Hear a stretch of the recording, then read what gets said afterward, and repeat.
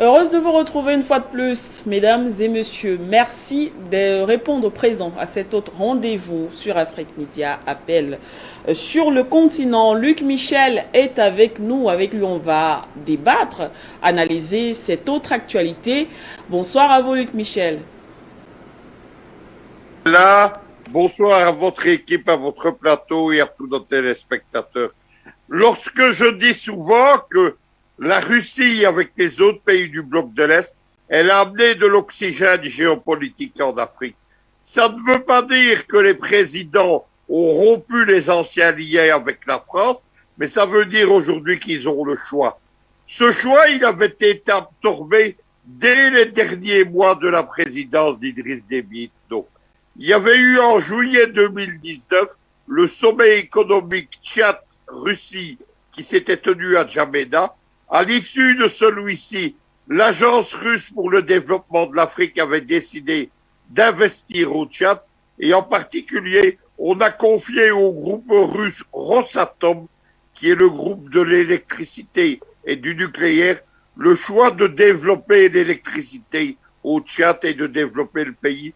Cela l'emportant d'ailleurs sur les projets concurrents français, ceux d'Areva et d'Alstom, et ceux américains de General Electric. Une fois le maréchal Idriss Déby Itno nous a quittés, les liens n'ont pas été rompus, puisque la même semaine que la ministre de la Défense du Mali est allée à Moscou signer les accords militaires avec la Russie, eh bien, le ministre de la Défense du Tchad était aussi présent à Moscou et a signé des accords similaires. Il y a évidemment la France qui fait tout ce qui est possible pour ralentir ces accords. Moi, je ne crois pas qu'elle réussira parce que le partenariat qui est engagé entre les deux pays, c'est un partenariat gagnant-gagnant et parce que, contrairement aux Occidentaux, les Russes arrivent avec des projets concrets et les moyens de les financer. C'est cela qu'il faut retenir, mais c'est un phénomène d'ailleurs qui rappelle beaucoup plus la Centrafrique que le Mali. Vous, Luc Michel, et effectivement, hein, tout au long de cette émission, on évoquera certainement le cas, comme vous l'avez si bien dit, hein, centrafricain, surtout qu'on sait qu'il y a donc, on va dire, ce que certains analystes qualifient, même si c'est encore discutable, de guerre de positionnement de certaines puissances du côté de la République centrafricaine. On va, bien sûr, on sera obligé, dans le cadre de cette émission, d'aller également regarder de ce côté-là pour peut-être comprendre cette actualité qui nous interpelle ce soir. Alors, je ne sais pas si l'autre invité, d'accord, il est déjà là, on l'aperçoit. Nguchi Béranzan, vous êtes activiste panafricaniste. Bonsoir à vous, monsieur, bienvenue.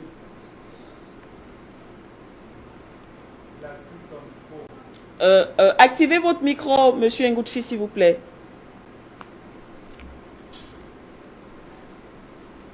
C'est bon. Oui, on m'entend? bon. Oui, très bien. Oui.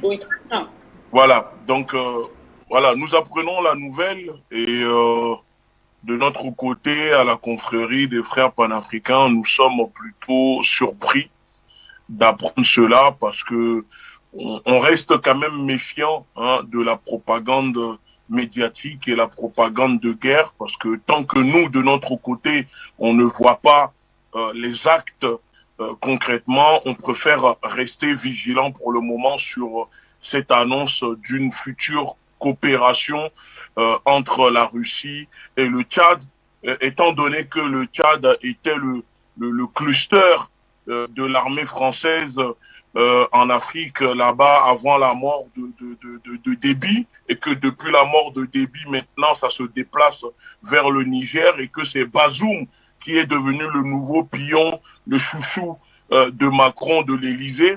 Donc, ça nous étonne quand même et on aimerait bien voir ça, comment ça va se passer, si réellement il y aura une coopération militaire entre le Tchad et la Russie. Et si c'est le cas, alors on invite le fils Déby à se positionner, à faire une annonce claire et nette.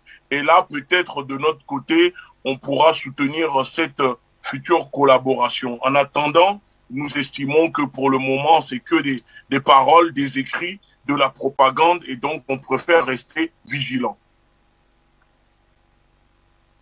Justement, on rentre directement dans le vif du sujet. Vous pensez que, voilà, vous l'avez dit, hein, propagande et tout.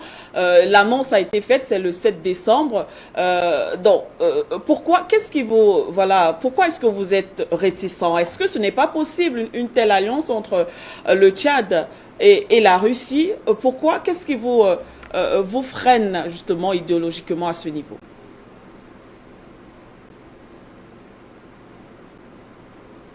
On préfère quand même rester méfiant parce que on ne voit pas comment le Tchad peut faire une coopération militaire avec la Russie, étant donné que la France est présente au Tchad et que les bases militaires sont partout. Le Tchad est rempli de bases militaires françaises et on ne voit pas comment cohabiter ensemble l'armée russe, la Russie, la France, étant donné que la France, en privé, n'hésite pas à faire des propagandes pour saboter la présence russe sur le continent africain. On a pu le voir que ce soit au Centrafrique, au Mali, etc. Donc, pour le moment, tant que le fils Déby ne se positionne pas clairement comme le président centrafricain Touadéra, pour nous, on préfère quand même rester vigilant et ne pas accorder une confiance à cette annonce et que donc pour le moment on reste dans le doute parce que on se méfie vraiment. On a déjà vu plusieurs fois des annonces comme ça parce que nous sommes dans une guerre cognitive. Faut pas l'oublier que c'est aussi une guerre cognitive en ce moment que mène la France contre le peuple africain. Donc derrière cette annonce, il peut aussi avoir la diplomatie française pour endormir un peu le peuple africain, parce qu'en ce moment, le peuple africain se lève contre l'armée française et on profite pour appeler le peuple tchadien, la jeunesse tchadienne, à se lever en ce moment, comme le fait le Niger le 5 décembre à Niamey, pour dire non aux bases militaires françaises au Tchad. Justement, Luc Michel, je vous retrouve peut-être pour poursuivre après la chute de votre copanéliste. Et c'est vrai qu'il y a dans cette forte présence militaire française sur le territoire tchadien. Cela fait d'ailleurs l'objet de beaucoup de débats. Alors, mais est-ce que cela justifierait justement le fait que l'on pourrait émettre, on va dire, des réserves quant à cette rencontre et ne pas espérer peut-être une réelle collaboration entre les deux pays? Géopolitique, et ce n'est pas de la propagande ou un effet d'annonce, c'est une collaboration qui a démarré depuis 2 années, en particulier dans le domaine capital au Sahel de l'électrification, mais il y a quelque chose qui doit être compris. Jamais l'oxygène géopolitique, elle ne conduit à basculer d'un bloc vers un autre. Les Français, la MINUSCA, sont toujours présents à quelques centaines de mètres de la présidence de Centrafrique. Barkhane est toujours présent actuellement au Mali. Simplement, les gouvernements maliens, centrafricains et aujourd'hui tchadiens, ils ont le choix de leur alliance et c'est ça qui enrage les Français.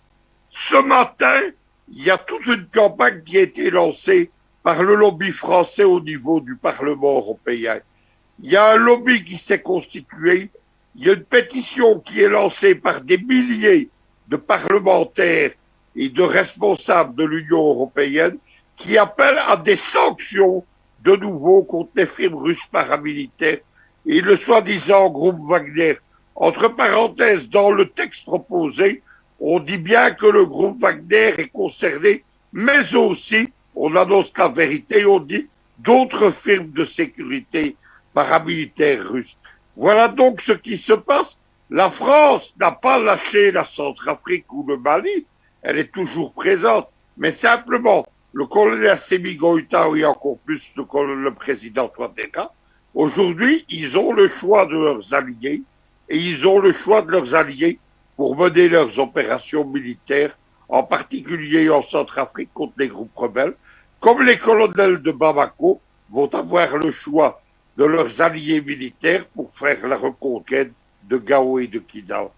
C'est toute la différence qui existe entre les positions de l'activisme politique, la diplomatie et la gouvernance des États.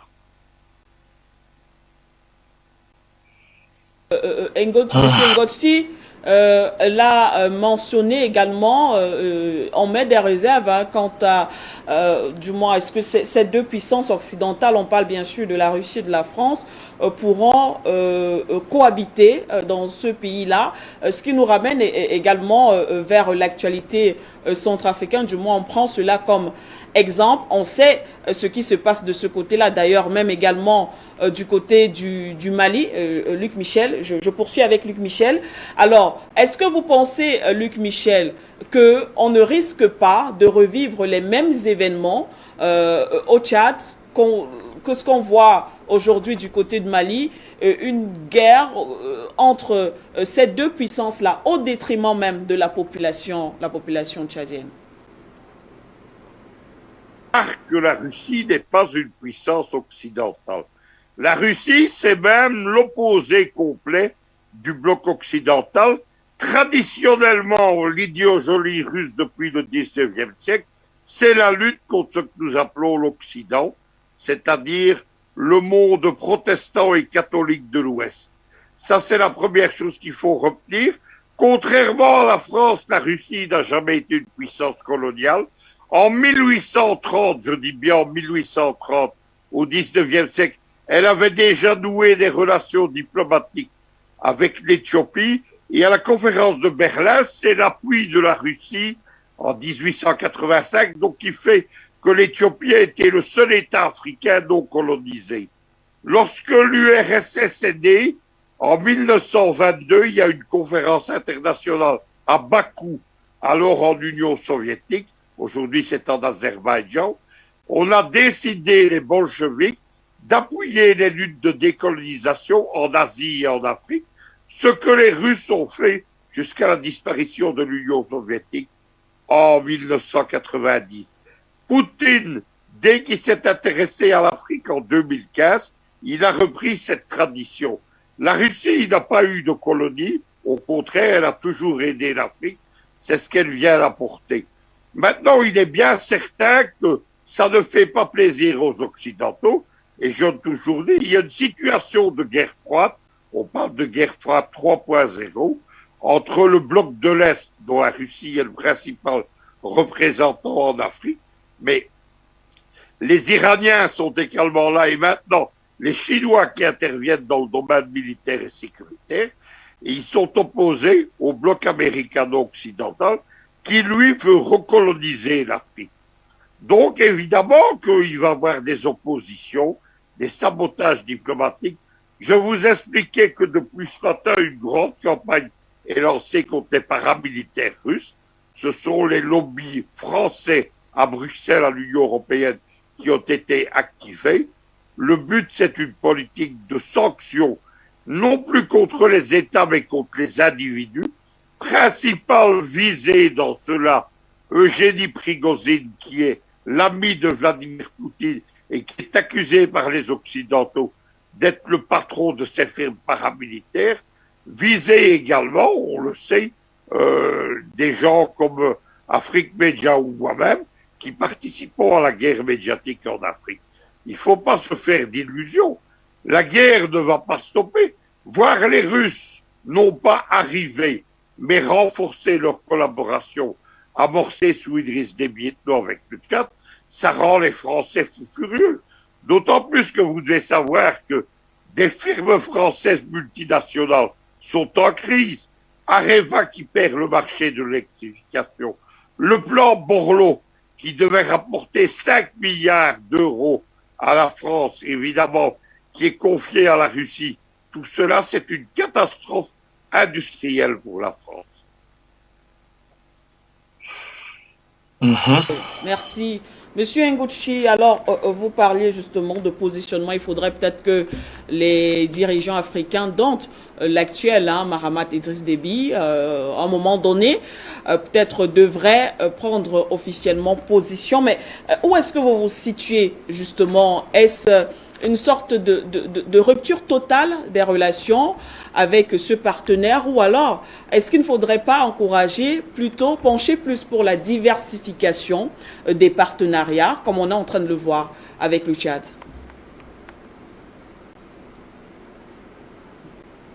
C'est très important de ne pas oublier le passé. Parce que George Orwell disait, celui qui contrôle le passé contrôle le présent, et celui qui contrôle le présent contrôle le futur. On ne peut pas prétendre changer les choses tout en dansant à la même table avec ceux qui sont responsables de nos problèmes. Si le Tchad veut faire une coopération militaire avec la Russie, le Tchad a le droit. Mais le Tchad ne peut pas danser en même temps avec les Russes et dire qu'elle héberge, elle stocke le cancer de l'Afrique sur son territoire, qui est l'État français, l'État terroriste français, négrier, colonialiste, qui est la France. Vous savez, nous sommes pour une coopération d'égal à égal avec la Russie. Depuis le Mali, nous sommes les premiers, nous le disons, qu'il faut une coopération. Nous soutenons la coopération avec la Russie et le Centrafrique. Et je fais partie de ceux qui demandent à d'autres pays d'aller plus loin, d'accord, avec la Russie. Cependant, il ne faut pas non plus être dans une propagande de guerre aveugle pour la Russie, au point de faire croire aux Africains tout et n'importe quoi. Pour le moment, on ne voit rien, il n'y a pas de preuves, il n'y a pas d'actes concrètement sur le terrain. Donc, moi, je ne peux pas ici, en tant qu'activiste politique, en tant que responsable d'organisation, membre de la confrérie des frères panafricains, venir dire oui, que la Russie va débarquer au Tchad et que Déby, le fils Déby, est devenu tout à coup un panafricain parce qu'on nous dit qu'il y a la Russie qui débarque au Tchad. Non, ce n'est pas vrai. Il faut quand même rester prudent. Apprenons à être prudent. Aujourd'hui, c'est une annonce. L'effet d'annonce, c'est ce qu'on appelle la diplomatie. Et Luc Michel vient de le dire. La diplomatie est là pour endormir le peuple. La diplomatie consiste à endormir beaucoup de personnes. C'est bien de parler de politique, mais il y a aussi la justice sociale. Et qu'aujourd'hui, au Tchad, n'oublions pas que avec la présence de l'armée française, la justice sociale n'existe pas pour le peuple. Nous, ce qui nous intéresse, ce n'est pas seulement la politique, ni la géostratégique, mais aussi la justice sociale, parce qu'on a tendance à l'oublier. Donc, si demain, le Tchad signe une coopération avec le Tchad, qu'est-ce que le peuple peut en bénéficier de cela? Est-ce qu'il y aura une justice sociale pour le peuple? Parce que c'est ça qu'il s'agit. C'est du peuple qu'on parle. Il ne faut pas oublier que dans tout ça, c'est le peuple qui subit. Et nous, on est là pour le peuple. Donc, à un moment, les présidents africains, c'est bien, mais le peuple doit être au-dessus. Et pour nous, c'est l'intérêt du peuple qui compte. Et donc, si la Russie veut travailler avec le Tchad, alors il faut que le gouvernement tchadien se positionne clairement sur cette position en disant, voilà, nous mettons fin avec la France et qu'à partir de maintenant, on demande le départ des bases militaires, l'armée d'occupation française qui n'hésite pas à tuer les Africains, à tirer sur le peuple au Burkina Faso, au Niger, sans qu'une ouverture d'enquête soit déclenchée ici en France, sans que la classe politique française ne prenne la parole avec la complicité des médias. Donc aujourd'hui, et je termine en disant toujours, à la confrérie des frères panafricains, nous restons prudents, on préfère rester prudent sur l'effet d'annonce qui vient de se propager, étant donné qu'aujourd'hui même, un membre de la confrérie des frères panafricains, Mohamed Konaré, a eu une réunion avec des militaires tchadiens, parce qu'aujourd'hui, nous sommes en contact avec les gens partout sur le continent africain. Et aujourd'hui, il y a eu une réunion avec des militaires tchadiens, et donc ce n'est pas la même position, ce n'est pas ce que nous disent les militaires tchadiens par rapport à l'annonce qui se propage en ce moment, comme quoi il y aura un partenariat militaire avec le Tchad et la Russie. Donc, nous disons qu'il faut rester prudent et attendre de voir ce qui va se passer pour la suite avant de se prononcer.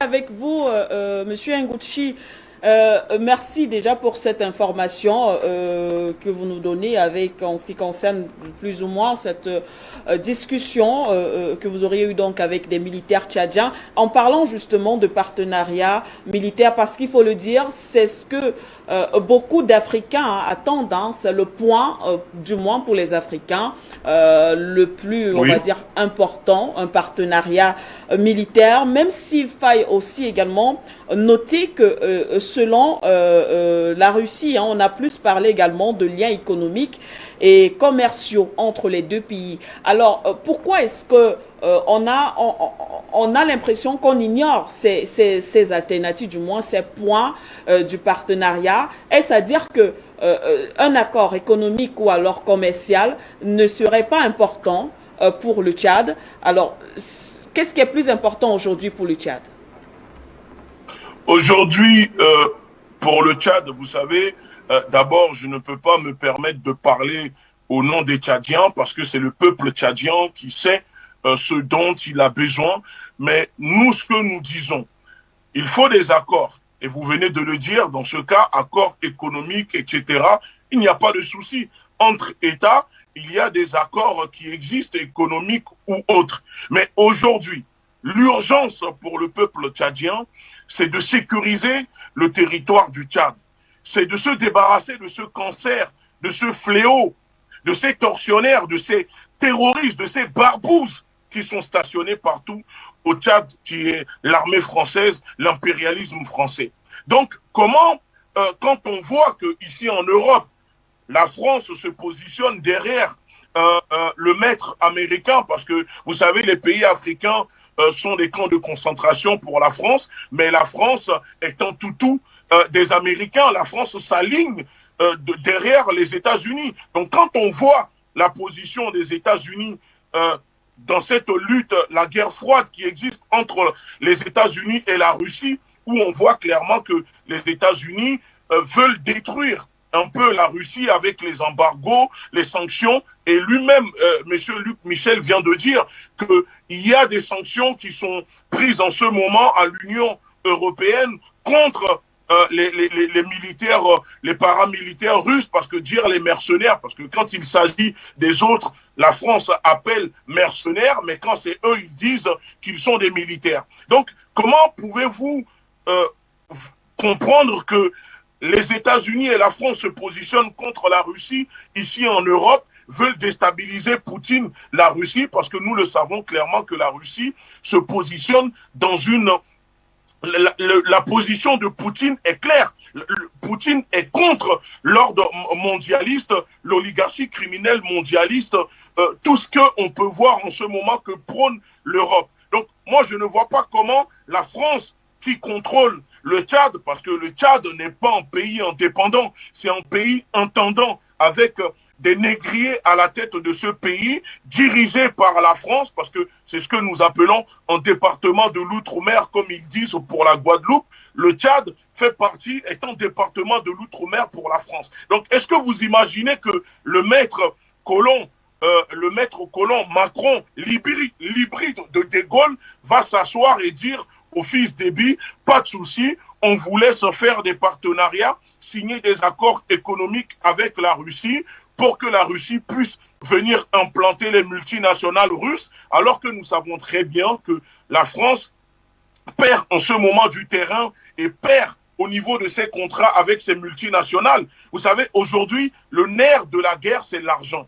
Et je le répète encore une fois, j'invite les Africains à lire le bouquin de John Perkins pour comprendre comment fonctionne ce crime économique. Parce que, comme disait John Adams, il y a deux façons d'asservir et de contrôler une nation, soit par l'épée ou prendre l'économie du pays. Donc, moi, je reste encore prudent. Au nom de la confrérie des frères panafricains, cela nous étonne vraiment que demain, la France laisse le Tchad signer des accords économiques avec la Russie pour que la Russie puisse venir s'implanter, implanter ses multinationales, quand on sait que pour contrôler une nation, il faut l'endetter au niveau économiquement et prendre le pays. Donc aujourd'hui, le Tchad appartient à la France et tant que le fils Déby ne se positionne pas clairement pour dire maintenant stop, on ne veut plus de la France, alors je préfère rester prudent.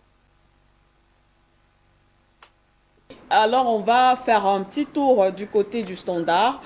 On va prendre un téléspectateur, Monsieur Peter, depuis l'Écosse. Bonsoir à vous, Monsieur Peter. Merci beaucoup, je dis bonsoir à tous vos invités, y compris M. Luc Michel. Madame Siké, je vais donner mon petit analyse sur le thématique. Je ne suis pas affolé, non, parce que je connais très bien la politique internationale de Moscou. Et quand M. Poutine envoie Sergei Lavrov quelque part, c'est qu'il a poussé le bon pion d'échec. C'est qu'il y aura échec et mat pour l'adversaire qui est la France. Quand on regarde, d'après les informations que j'ai eues auprès des officiels tchadiens, les hommes d'affaires russes sont venus au Tchad pour signer des prétentions de financement, de développement pour le Tchad, dans le cadre de téléphonie, Internet, barrages hydroélectriques, airports, et puis autres domaines. Vous comprenez? Donc, quand une puissance comme la Russie veut s'investir dans un pays, c'est un peu comme les États-Unis qui vont s'investir dans un pays et assurer leur protection. Donc, il n'y a pas de doute que ça cache un jeu géopolitique à travers les hommes d'affaires. Et je crois que Poutine a trouvé la bonne solution.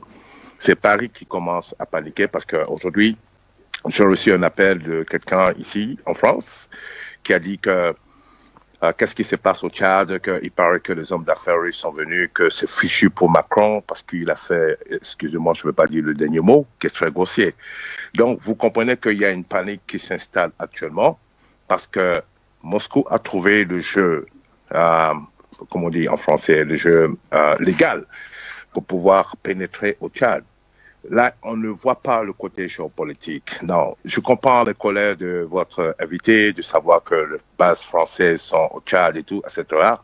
Mais Poutine s'en fout parce qu'il estime que le Tchad est un pays souverain et qu'il est libre de choisir le partenaire économique qu'il veut.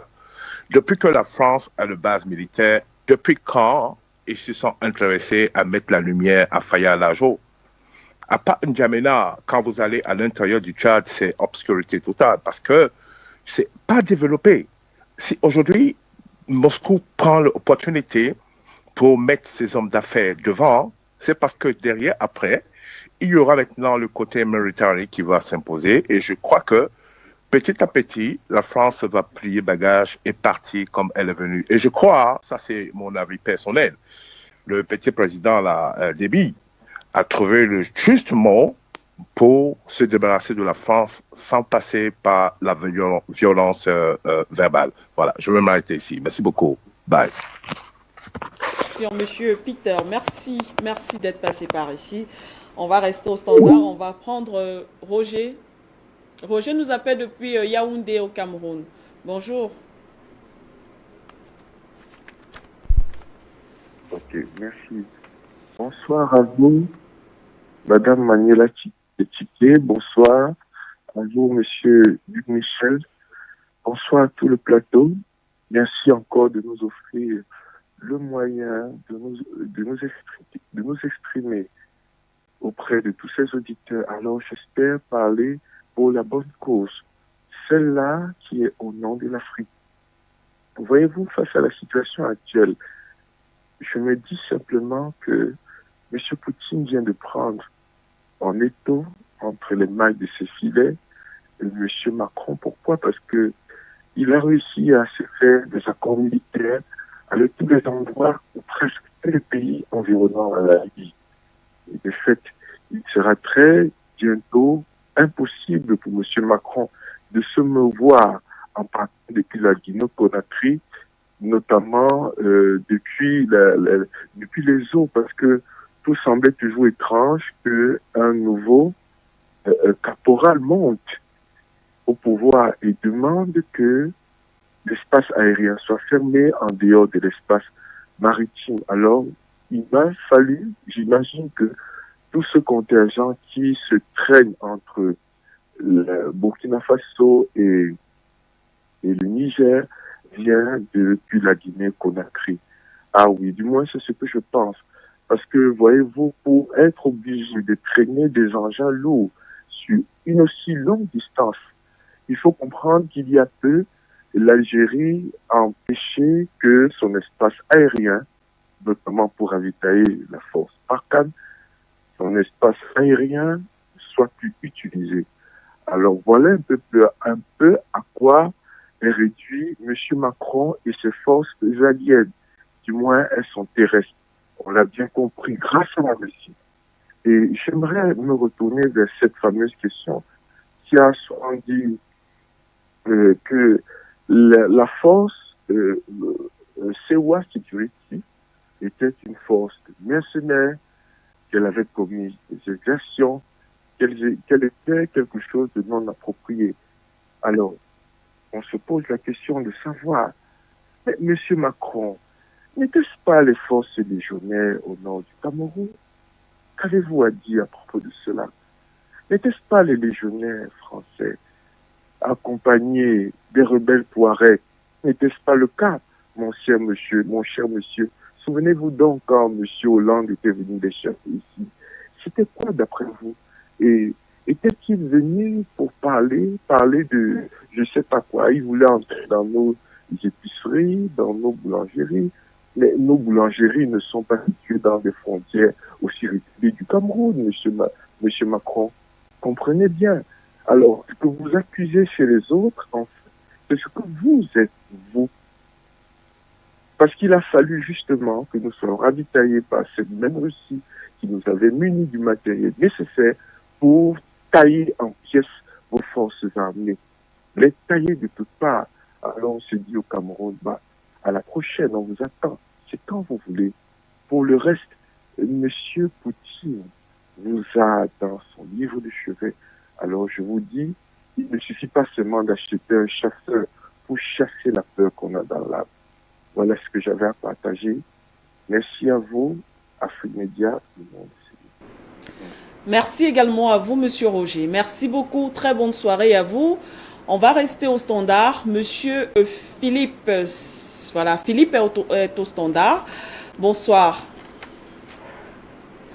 Bonsoir Manuela, bonsoir à Luc Michel et bonsoir au frère Béanzin. En tant que Camerounais, je suis très content d'entendre ce qui se passe du côté du Tchad.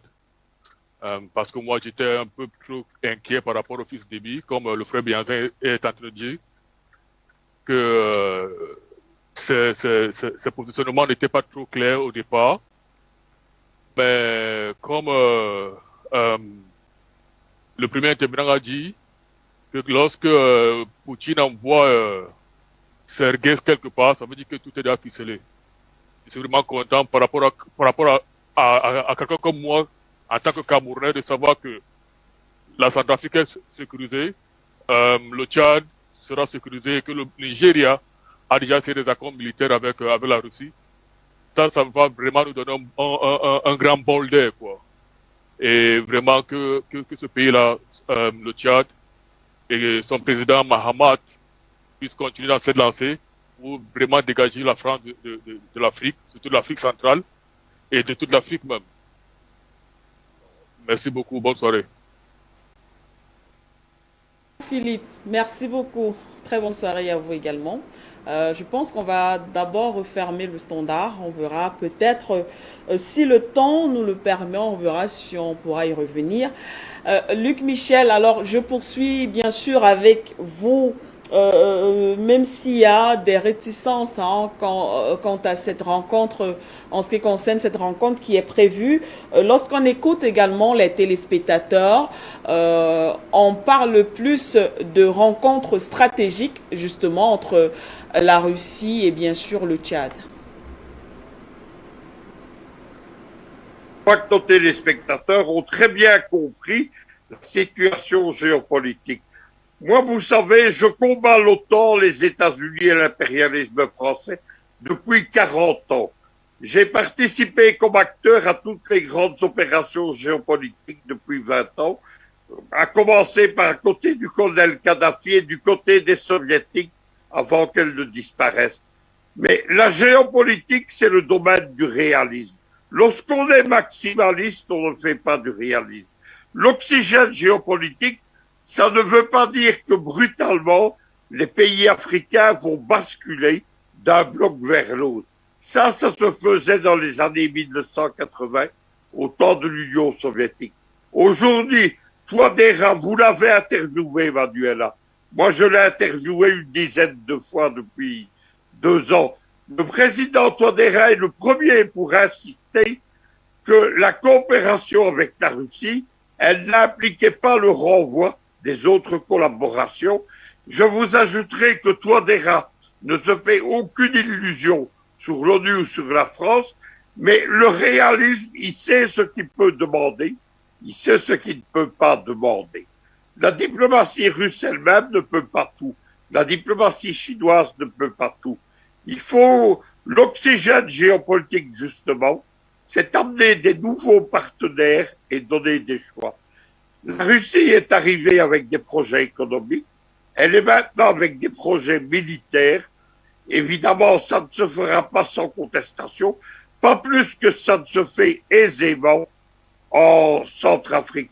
Vous savez, c'était hier la fête nationale de l'indépendance en Centrafrique.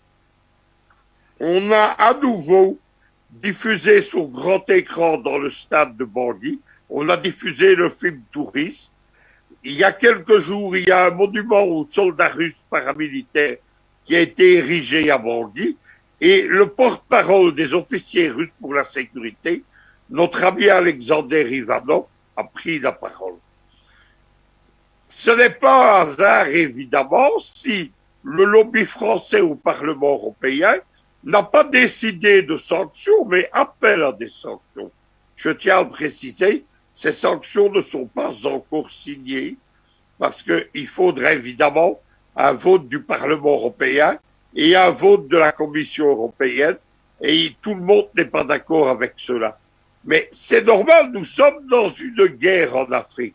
Nous sommes une guerre entre deux blocs, donc il ne faut pas se faire d'illusions. On ne basculera pas d'un bloc contre l'autre, et le bloc américano-occidental avec les Français et les Américains ne regardera pas les Russes, les Iraniens ou les Chinois. C'était le sommet à Dakar, Chine-Afrique, il y a quelques jours, et directement les États-Unis sont intervenus contre ce sommet. Ça ne leur fait pas plaisir, mais nous sommes entrés dans une ère géopolitique où malheureusement l'Afrique n'est plus la chasse gardée du bloc occidental, justement parce que le bloc de l'Est a apporté cet oxygène.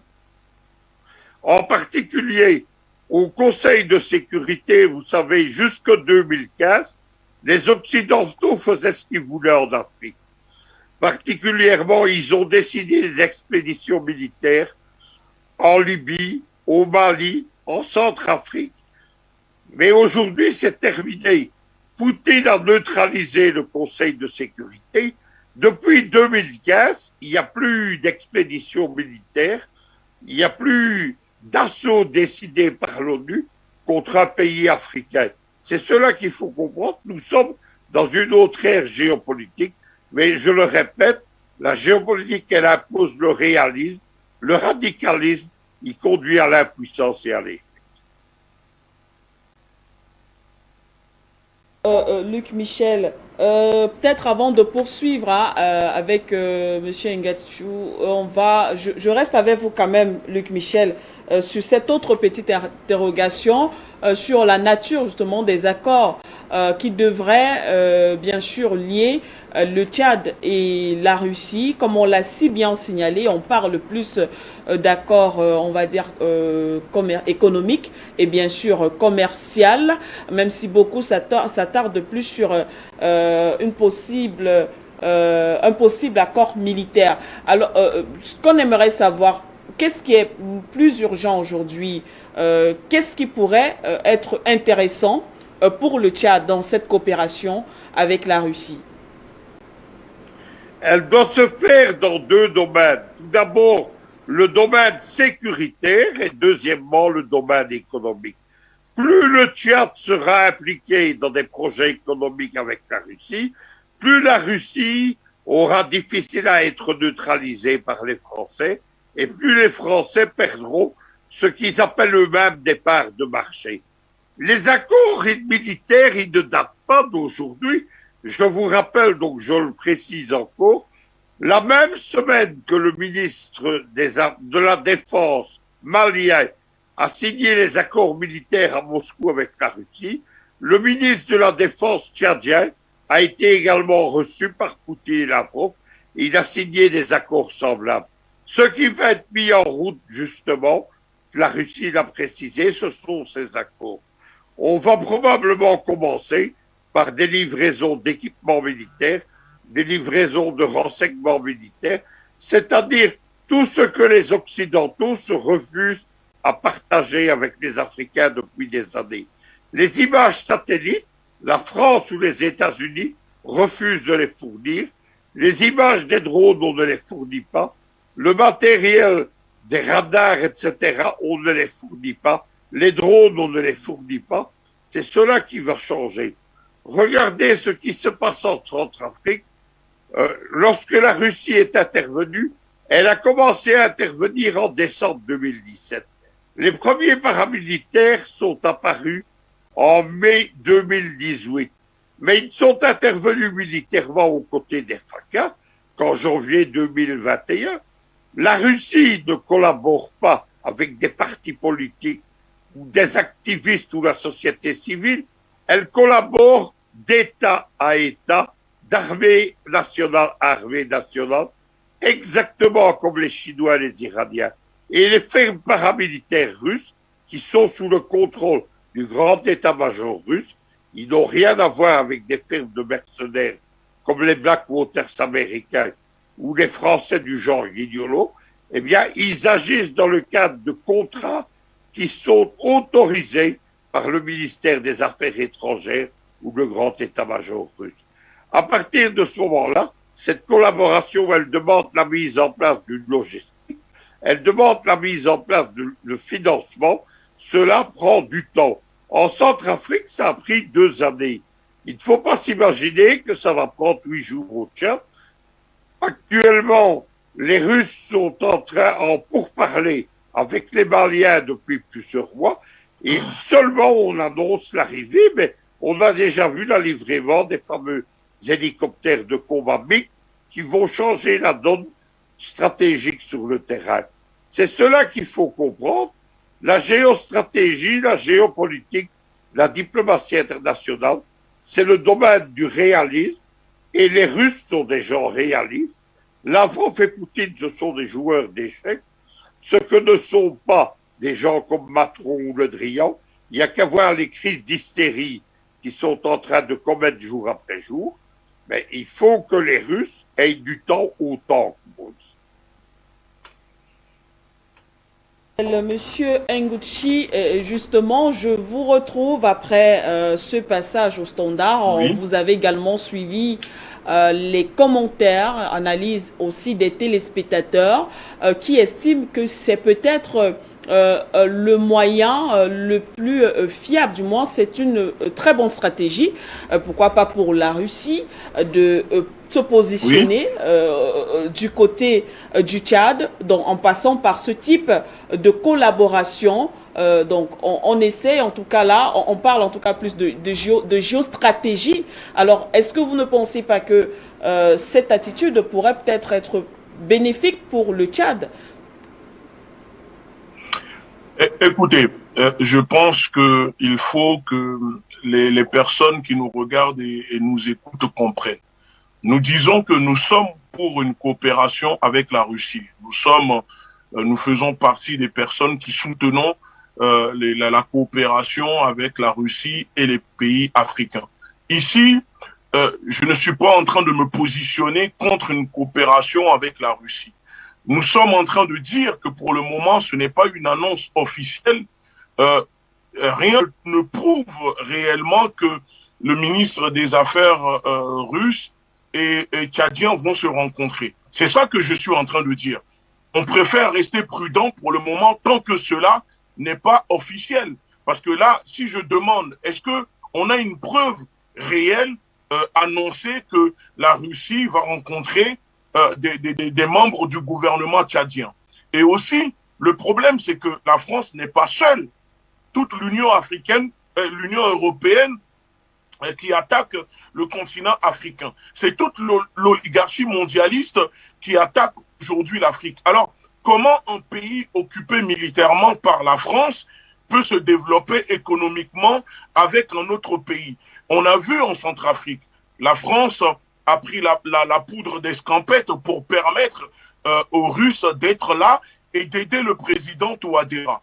On a vu que pour le Mali, le Premier ministre, le gouvernement actuel n'a pas hésité à prendre position pour que les Russes soient là-bas. Donc c'est ce que nous disons, que pour le moment, si demain il y a des annonces officielles, on va soutenir, mais pour le moment, les annonces, je ne sais pas qui a fait cette annonce, donc on ne peut pas venir ici dire que ça est, que le fils d'Eby est devenu un anti-France, se tourne contre la politique française, est devenu un panafricain et dire aux Africains, allez, on soutient le fils d'Eby. Je suis désolé, moi je ne suis pas un démagogue. Je ne vais pas être dans la démagogie en disant aux Africains, ça est que le fils d'Eby est devenu un panafricain parce qu'il y a eu une annonce qui n'est pas officielle disant que la Russie va coopérer avec le Tchad économiquement. La Russie a toujours existé, il y a toujours eu des accords entre la Russie et le Tchad. Vous prenez même le Mali et la Russie, il y a toujours eu des accords. Mais aujourd'hui, ce que nous disons, je suis d'accord avec vous sur le fait de parler de géostratégie, géopolitique, etc. Mais aujourd'hui, le peuple africain, le peuple tchadien, ce que demande le peuple africain, c'est de vivre dignement, libre sur leur terre, c'est de vivre, d'avoir une vie où pour qu'ils puissent avoir du travail, de quoi vivre dignement aujourd'hui sur leur terre. Et on a tendance à oublier que dans tout ça, la vie sociale, il n'existe pas de projet social pour le peuple africain, que ce soit au Tchad. Donc, nous, c'est ce que nous disons, qu'aujourd'hui, c'est bien de parler de géostratégie, de géopolitique, de politique, etc. Mais la vie sociale pour le peuple, il ne faut pas l'oublier, que c'est ça qui, si on veut lutter contre le terrorisme, il faut miser sur le social.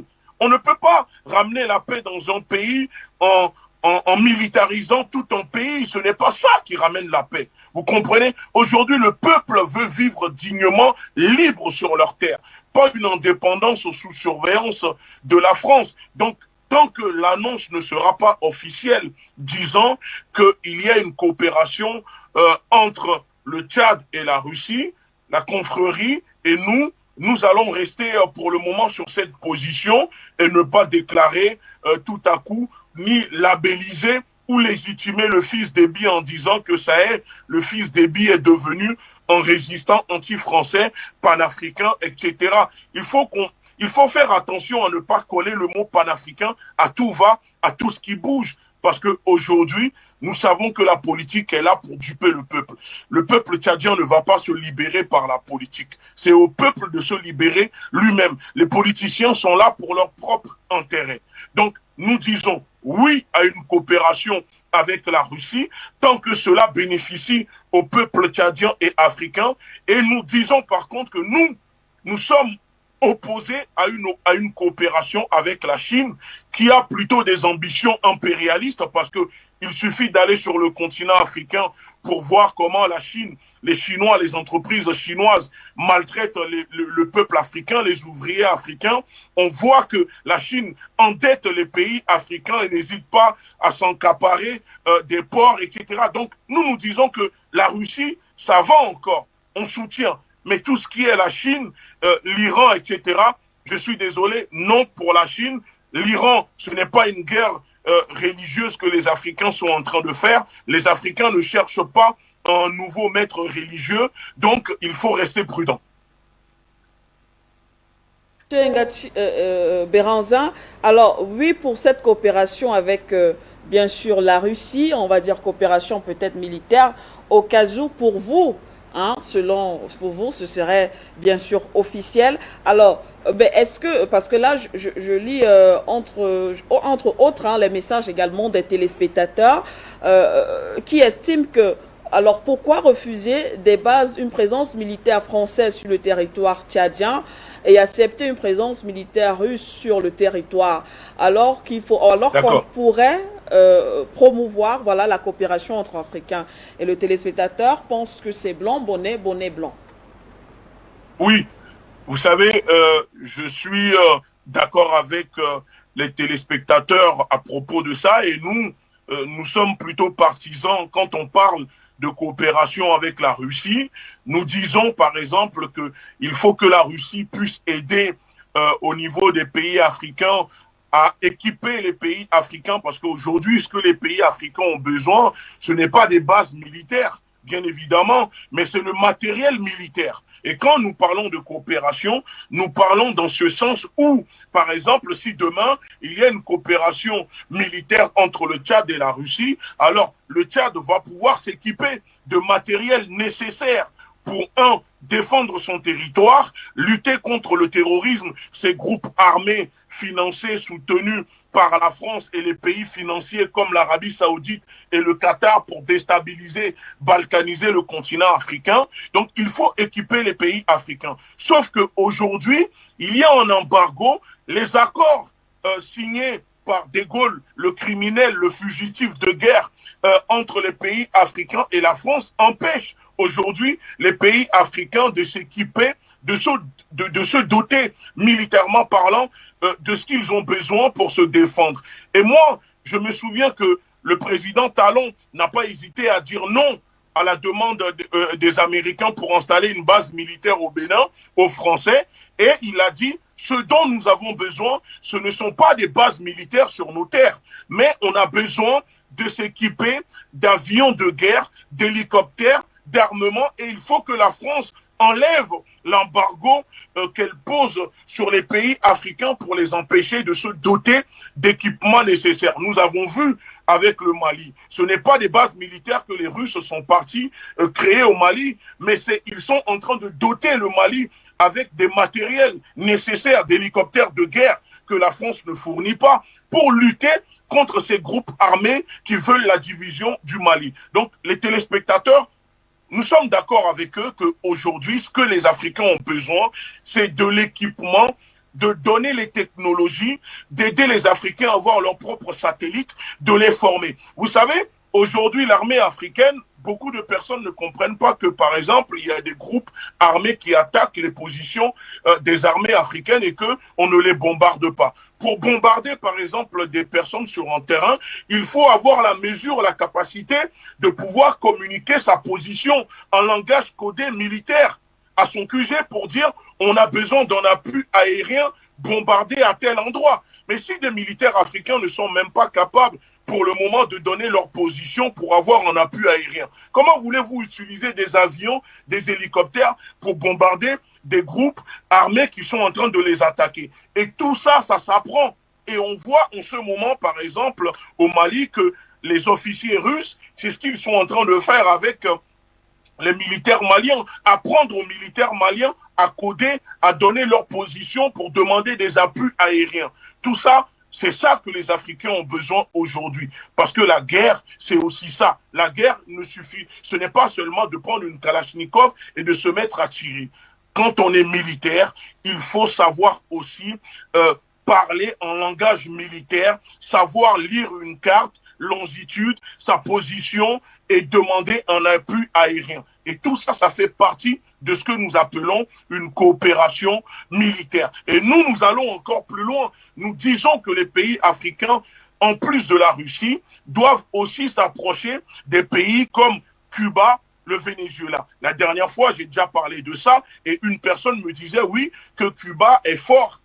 Cuba est un pays fort militairement, mais pauvre. Mais vous savez, aujourd'hui, les renseignements, les Cubains sont reconnus dans le monde pour leurs services de renseignement. Cuba vend énormément services de renseignement à d'autres pays. Donc, les pays africains pourront peut-être s'appuyer sur l'expérience en matière de renseignement des Cubains pour savoir qui sont les groupes armés qui attaquent, qui est qui, etc. Avoir des officiers militaires vénézuéliens, par exemple, pour former, et aussi les militaires africains. Il faut le faire. Nous sommes pour un partenariat sud-sud. Voilà notre position. Michel, peut-être sur la même interrogation du téléspectateur, votre réaction, s'il vous plaît. Moi, ce que je viens d'entendre, c'est de la fiction. Il faut comprendre quelque chose, ce que c'est le bloc de l'Est. C'est une alliance géopolitique de la Russie, de la Chine et de l'Iran.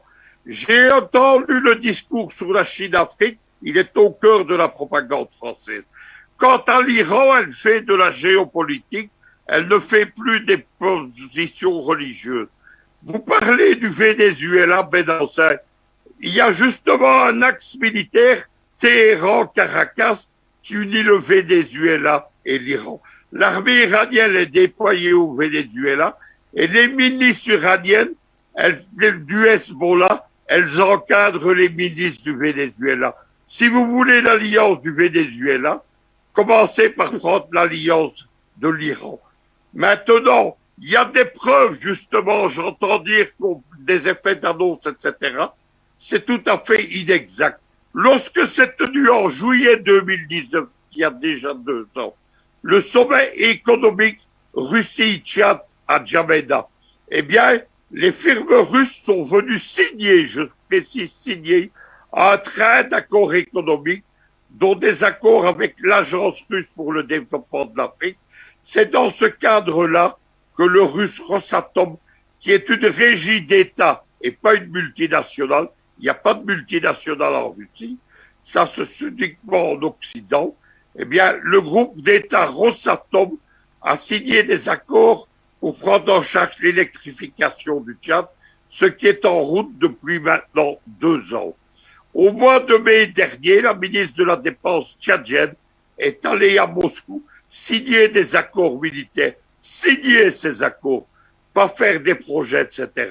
L'annonce qui vient d'être faite par le ministre des Affaires étrangères du Tchad et le ministre russe Lavrov, justement, c'est un nouveau train de négociation pour mettre en route précisément de nouveaux projets.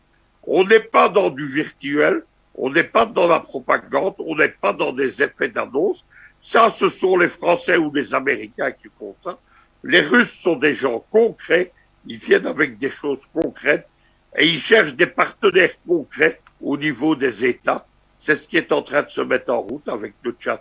Maintenant, dernière chose, le fait que le président Déby fils choisisse un partenariat avec la Russie à côté des autres, ça ne fait pas de lui, et nous ne le disons pas, un panafricain.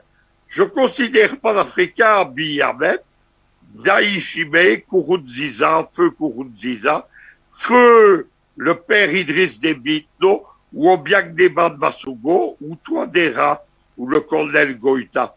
Mais il y a des présidents nationalistes qui cherchent le bien de leur pays. C'est le cas du fils Déby. C'est un nouveau régime et c'est quelqu'un qui attend, qui se cherche, qui étudie. Ça ne fait pas de lui un panafricain, mais ça ne fait pas de lui non plus un pantin de la France. Ça, c'est du radicalisme mal placé. Et on est presque à la fin de cette émission. On va bien sûr faire le tour de table pour sortir. Je vais commencer par vous, Monsieur Nguchi Béranzin, peut-être pour sortir un message. Après cette thématique, pour vous, quelle conclusion? Oui. Écoutez, ma conclusion est simple. je vois que pour Monsieur Luc Michel, tout ce qu'il dit, c'est la réalité, c'est la vérité, et tout ce que disent les autres, c'est de la fiction. Il n'y a que lui qui sait tout, qui connaît la vérité absolue, qui possède le savoir absolu. Donc c'est ce que je comprends un peu chez Luc Michel. C'est dommage parce que moi je suis un Africain qui connaît très bien la situation sur le continent. Je suis un Africain né en Afrique, grandi en Afrique. Et vous savez, je peux aussi dire à Monsieur Luc Michel que la réalité n'est pas aussi pareille qu'il croit et qu'aujourd'hui, nous disons que la Russie est un partenaire fiable. Mais dire que les Africains doivent seulement absolument obéir ou accepter une coopération avec l'Iran en disant que l'Iran n'est plus dans cette propagande religieuse, moi je ne suis pas d'accord. Je ne suis pas d'accord, mais ce n'est pas le débat. Je ne vais pas rentrer dedans parce que quand on sait que l'Iran n'a pas hésité ou a voulu recruter certains panafricanistes parmi nous en proposant des sommes de 50 000 euros pour les recruter, et il y en a qui ont refusé, d'autres qui ont accepté pour propager une lutte religieuse sur le peuple africain. Moi, je préfère et je reste méfiant. Là-dessus, personne ne me fera changer d'avis. Parce qu'aujourd'hui, la situation sur le continent est tellement grave. Parce que quand vous prenez le Tchad aujourd'hui est occupé militairement parlant. Donc, moi, je veux bien que la Russie puisse aller faire un partenariat avec la Russie. Mais quand un pays n'est pas en mesure de dire oui ou de refuser quoi que ce soit à la France, je ne vois pas comment aujourd'hui le gouvernement tchadien aura la capacité ou le courage de se positionner pour dire que nous sommes prêts aujourd'hui à faire une coopération avec la Russie. Et tant que le gouvernement tchadien ne le fait pas, nous n'allons pas dire oui, que ça est, que c'est la vérité, qu'il y aura une coopération avec la Russie. La Russie fait aussi son possible, mais n'oublions pas aussi que la Russie ne fait pas tout ça non plus gratuitement. La Russie ne fait pas cela parce que les Africains ont des yeux bleus ou que les Africains sont les plus gentils. La Russie fait ses coopérations parce qu'elle trouve aussi son compte derrière. Et tant que c'est d'égal à égal, ça ne nous dérange pas. Mais il ne faut pas obliger les Africains ou dire aux Africains, écoutez, aujourd'hui, tout passe par la géopolitique, la géostratégie, et que tout ce que nous disons, nous sommes des experts en géostratégie, et que tout ce que nous disons est vrai. Le continent africain aujourd'hui est balkanisé. À l'heure où nous sommes en train de parler, la France veut implanter une base militaire au Bénin. Il y a des attaques qui commencent à se positionner au Bénin. Et on sait très prochainement que ça sera au Togo. Donc, vous prenez aujourd'hui le continent africain, de l'Éthiopie en Afrique du Sud, le continent est balkanisé. Parce que nous sommes dans une guerre où l'Occident, l'impérialisme, veut absolument récupérer le continent africain militairement. Et donc, on a besoin d'alliés.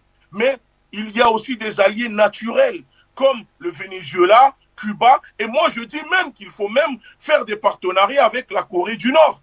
Je préfère même que demain les Africains fassent des partenariats militaires avec la Corée du Nord que l'Iran, parce que nous savons très bien que l'Iran est plus dans une lutte, dans une position, une lutte religieuse, et aujourd'hui je suis désolé, le problème, les guerres atlantico-sionistes, ça ne concerne pas les Africains. Nous avons déjà nos problèmes à régler et occupons-nous de nos problèmes. Arrêtons de tout le temps mettre le nez dans le problème des autres. Alors, Luc Michel, en quelques minutes pour sortir avec vous, s'il vous plaît. Bah, écoutez, nous assistons à ce qu'on assiste un peu partout dans tous les dossiers.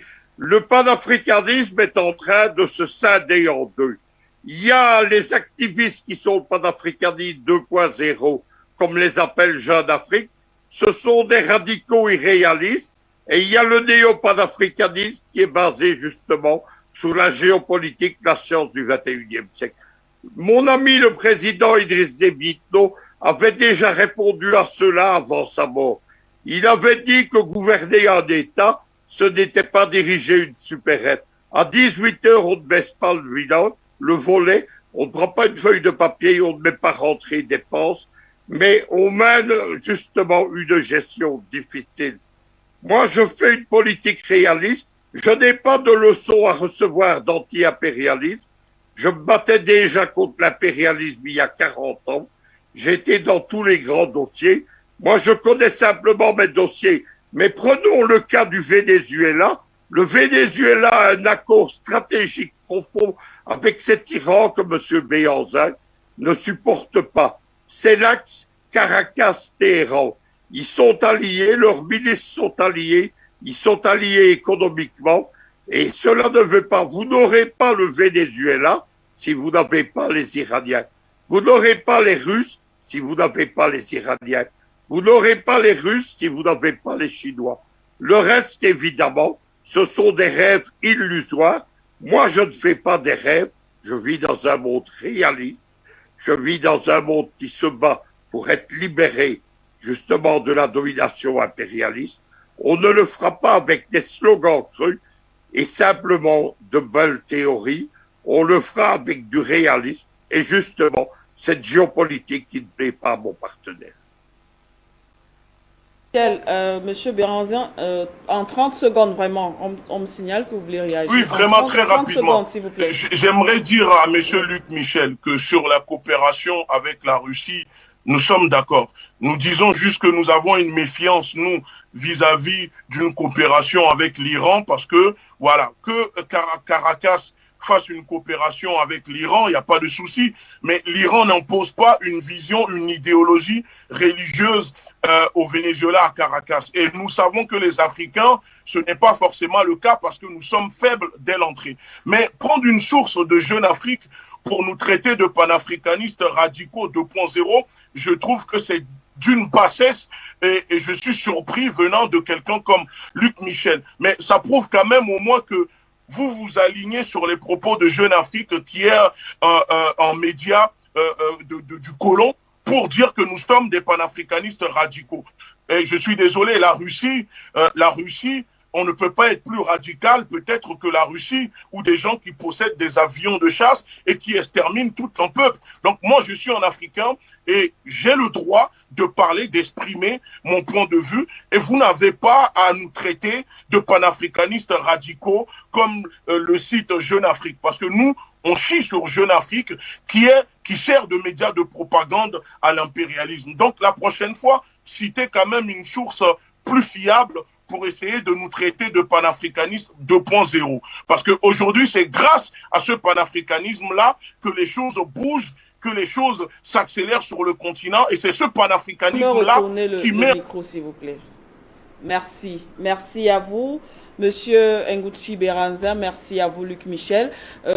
Malgré les divergences, nous savons en tout cas que votre combat, bien sûr, c'est bien sûr l'émancipation de l'Afrique, ou la libération, c'est bien sûr le panafricanisme, même si peut-être les méthodes sont peut-être différentes. Donc, on ne pourrait pas vous laisser, voilà, vous lancer, voilà, des pics, des balles de ping-pong. En tout cas, merci d'avoir été avec nous, monsieur Nguchi Béhanzin. On rappelle que vous êtes activiste panafricaniste. Merci d'avoir partagé ce plateau avec nous. Luc Michel également. Merci à vous d'avoir été avec nous, chers téléspectateurs. Merci de nous avoir suivis. Restez bien sûr en compagnie de nos programmes. Très bonne soirée à vous.